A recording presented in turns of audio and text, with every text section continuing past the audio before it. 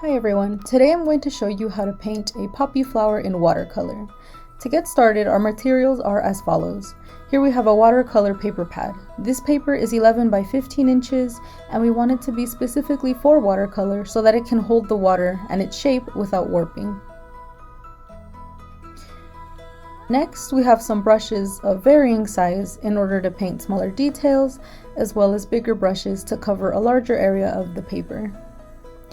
We also have some colored pencils for details and for our sketch. I have a poppy red pencil, I have a black pencil, and lastly I have an ultramarine blue just to add a pop of color later. Next we have our watercolors. These are Winsor & Newton student grade watercolors, and we also have a watercolor palette to mix our colors and to keep the ones that we use on hand. We also have some warm water. I'm going to use this to dip and clean our brushes, and a napkin for water that I have off screen. Last but not least, here I have a reference image for our poppy flower that I have pulled up on my laptop, but a real one could work as well. I am going to speed up through the process of the painting, so first here I am mixing my red using a cadmium red and a permanent rose so that the color is more nuanced instead of just strictly red. I see that it needs a little more red compared to the pink here, so I add just a touch more just to make sure that it is closer to what I have on my image. Now that I see that I have that red, I can go ahead and move on to my sketch. I want my sketch to be something light. I don't want it to be too detailed. This is just going to be something that I'm going to paint over later. As you can see, I'm mostly doing this just so I can go ahead and get my shapes.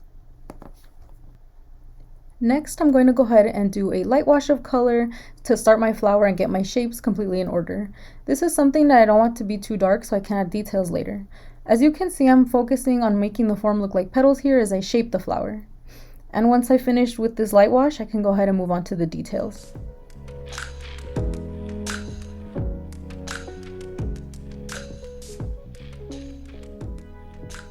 I keep my reference photo with me as I add more color to certain areas to make it more dark, taking the shading into account as I paint.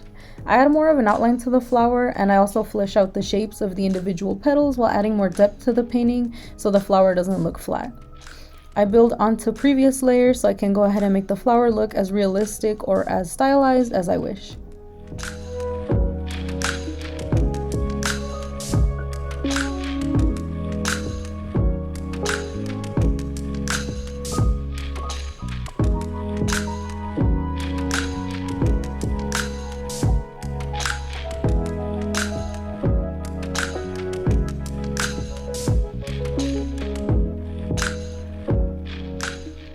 Once I'm done with my flower, I'm going to quickly paint the stem. This part is easier since it's just a line of green, and I like to mix in a little blue there to add some depth to the color. Once I paint the stem, I do like to leave some space in between the top and the bottom of the stem where it's lighter in the middle just to give it some contrast.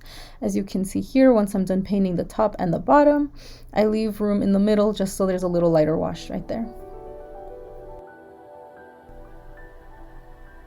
Alright, now that my flower is dry, this last part is optional, but I do like to take my red pencil and trace the flower here, as you can see.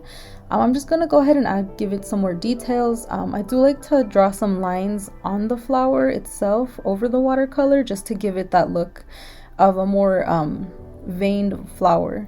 I like to make it more realistic, so I go ahead and trace the whole shape. I trace between the petals as well, just so we can go ahead and see the contrast. And next I'm going to go in with my black, and I added the middle part of the flower. I really like the use of the black pencil because it let me add some of the finer lines for detail in the flower.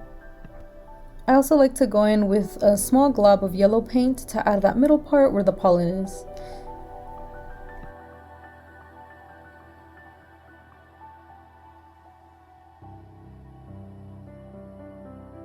Lastly, and this is optional, I like to go in with a blue pencil to go ahead and add some finishing details. I like to give it a pop of color as well. And with that, we're all done with our flower, and I have the finished result below. Thank you.